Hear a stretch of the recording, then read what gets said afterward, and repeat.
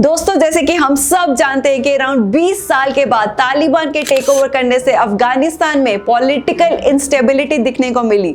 तो सवाल ये उठता है कि क्या इंडिया के लिए तालिबान का टेक ओवर करना एक भारी खतरा और बड़ी हार है।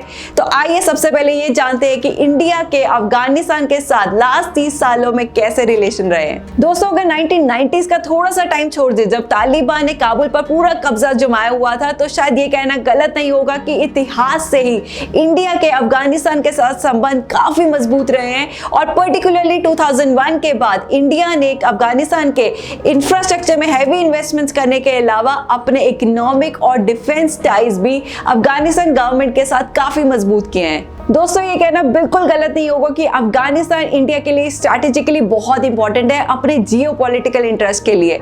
अगर इंडिया के पर्सपेक्टिव से देखें तो अफगानिस्तान स्ट्रैटेजिकली लोकेटेड है, जो इंडिया को सेंट्रल एशिया और वेस्ट एशिया से कनेक्ट करता है। अफगानिस्तान इंडिया के गेटवे टू सेंट्रल एशिया और लिंक वेस्ट पॉलिसी का एक बहुत बड़ा महत्वपूर्ण आधार है।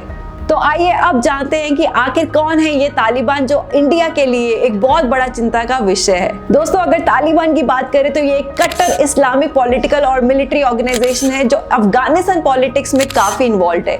ये लोगों द्वारा चुनी गई डेमोक्रेटिकली इलेक्टेड अफगानिस्तान गवर्नमेंट का सदा विद्रोह करती हुई दिखाई दी है।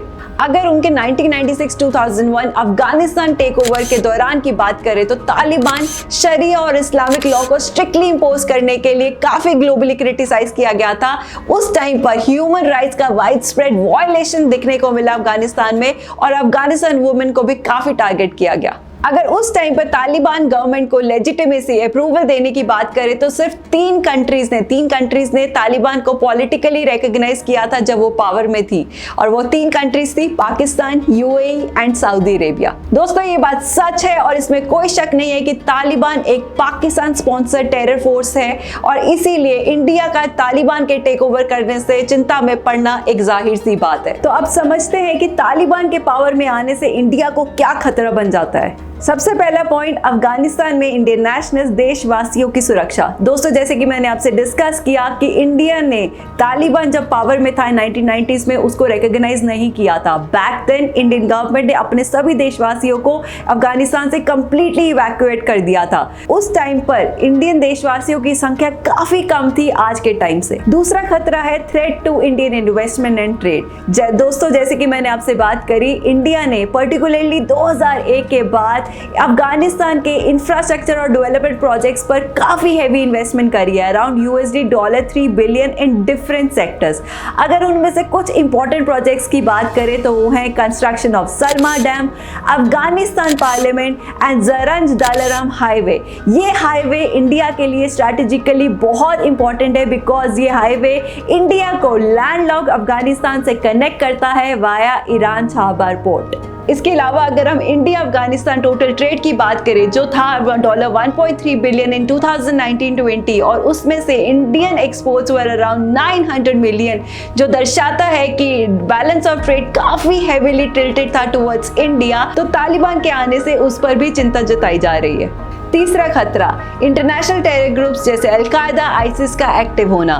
जैसे कि मैंने आपसे बताया, Taliban is the proxy of Pakistan, and ये माना जाता है कि तालिबान बहुत से टेरर ग्रुप्स को कंट्रोल करता है, जैसे कि al Qaeda, Haqqani network, Lashkar e Taiba and ISIS. तो तालिबान के अफगानिस्तान कंट्रोल करने से ये ग्रुप्स अफगानिस्तान को एक बेस की तरह यूज करके पूरे वर्ल्ड ओवर अटैक्स करवा सकते हैं, जिससे इंडिया को नहीं बल्कि पूरी ग्लोबल ह्यूमैनिटी को खतरा बन सकता है। अगला खतरा, इंटरनेशनल ड्रग ट्रेड का बढ़ना। दोस्तों, अगर हम तालिबान के इकोनॉमी रेवेन्यू की बात करें, that is completely dependent on production of opium, heroin and other drugs. अगर हम 2020 की बात करें तो 85% production of heroin was from the Afghanistan and particularly from the Taliban controlled area.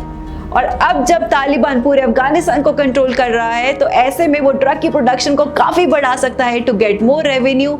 ऐसे में ड्रग ट्रेड का रोका जाना काफी मुश्किल साबित होगा और पूरे वर्ल्ड के लिए खतरा बनता दिखाई दे रहा है। तो आइए अब जानते हैं कि इंडिया के लिए क्या करना बेस्ट रहेगा। दोस्तों, एक बात तो तय है कि इंडिया डेफिनेटली अब की बार एस्केप पॉलिसी नहीं अडॉप्ट कर सकता है, जो कि इंडिया ने 1990s में तालिबान को शुरू से ही इलेजिटिमेट, इलीगल डिक्लेयर करके किया था। मुझे लगता है कि India should not be in a hurry to इधर रिकॉग्नाइज और dismiss Taliban rule, because India को इस बार ना तो अपने देशवासियों और अपनी इन्वेस्टमेंट्स को प्रोटेक्ट करना है, बल्कि अफगानिस्तान को एंटी इंडिया टेररिस्ट ग्रुप का सुरक्षित ठिकाना और तालिबान को पाकिस्तान का प्यादा पॉन बनने से भी बचाना होगा। दोस्तों, ये बात को इग्नोर नहीं किया जा सकता that Taliban are the current reality of Afghanistan and India को अपने जियो पॉलिटिकल इंटरेस्ट को सेफगार्ड करने के लिए वेट एंड वॉच पॉलिसी को अडॉप्ट करना ही बेस्ट रहेगा।